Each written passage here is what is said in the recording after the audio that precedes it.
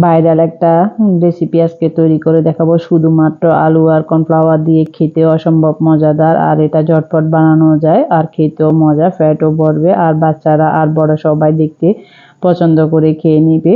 আর সাথে তৈরি করে দেখাবো একটা ডিপিং সস এই রেসিপির জন্য। আশা করি আপনাদের রেসিপিটা ভালো লাগবে।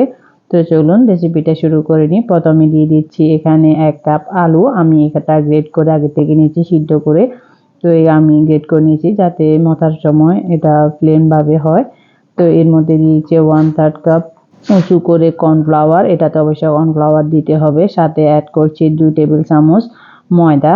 আপনারা চাইলে আটাটাও দিতে পারবেন, তবে ময়দা দিলে টেক্সচারটা ভালো আসে। 1/4 চা চামচ দিয়ে দিচ্ছি লবণ, যে কোনো খাবারের লবণ না দিলেই নয়।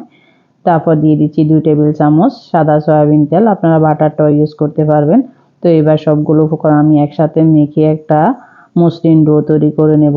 তো আলুর মিক্সচারটা যত সম্ভব মিহি করে গেলে তাহলে ডোটা মাখার সময় ইজিলি হয়ে যায়। ডোটা খুব সুন্দরভাবে আমার সেট হয়ে গেছে, দেখুন সফট একটা ডো হয়েছে, হাতে লেগে আসছে না। এবার সামান্য একটু তেল হাতে ব্রাশ করে মেখে এই ডোটাকে ছোট ছোট করে রিংয়ের মতো আমি প্রথমে বল শেপে করে নেব, তারপর ভিতরে একটা সিদ্ধ করে রিং করে নেব।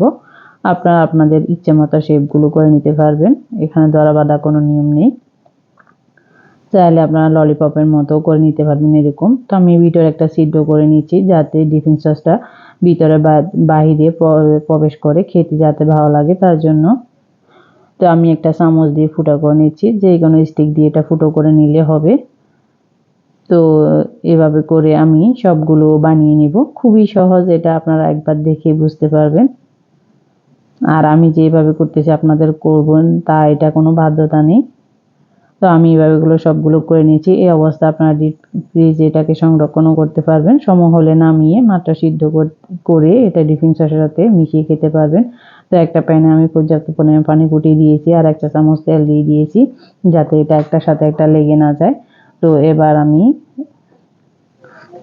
রিংগুলো দিয়ে দিচ্ছি, দিয়ে এটাকে 10 মিনিটের মতো সিদ্ধ করে নেব, যেহেতু পাস্তার যেরকম সময় লাগে এরকম।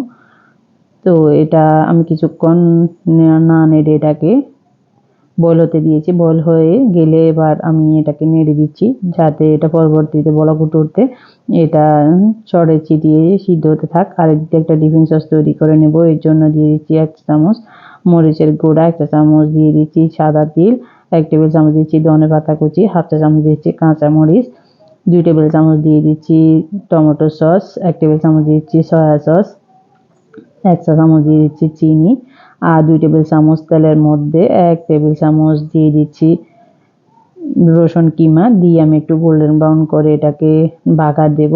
তাহলে ডিপিং সসটা খেতে আরও মজা লাগবে, কড়া একটা ফ্লেভার আসবে। আমি এটাকে ভালো করে মিশিয়ে এখানে আরও 1 টেবিল চামচের মতো পানি অ্যাড করেছি, তাহলে ডিপিং সসটা খেতে আরও মজা লাগবে। চাইলে এখানে মরিচটা আপনারা বাড়িয়ে দিতে পারবেন, গোলমরিচের গুঁড়াটাও দিতে পারবেন। আমার বাচ্চারা যেহেতু খাবে এই জন্য আমি দিইনি। তো আমার এদিকে রিংগুলো সিদ্ধ হয়ে গেছে। তো পটেটো রিংগুলো এবার উঠিয়ে আমি ঠান্ডা পানিতে এটাকে ভিজিয়ে দিচ্ছি যাতে এটা কুকিং প্রসেসটা বন্ধ হয়ে যায়। তো আমি সরাসরি এখান থেকে উঠিয়ে আমি ডিপ করে নেব, যেহেতু এখন শীতকাল, ঠান্ডা খেতে ভালো লাগবে না, তার জন্য গরম গরমে খাওয়া মজা লাগবে অনেকটাই। তো আমি প্লেটে সাজিয়ে নিচ্ছি, সাজিয়ে নিয়ে এবার যে সসটা বানিয়ে রেখেছিলাম ওটা দিয়ে দিচ্ছি, দিয়ে আমি একটু টস করে নিলে আমাদের নাস্তাটা রেডি।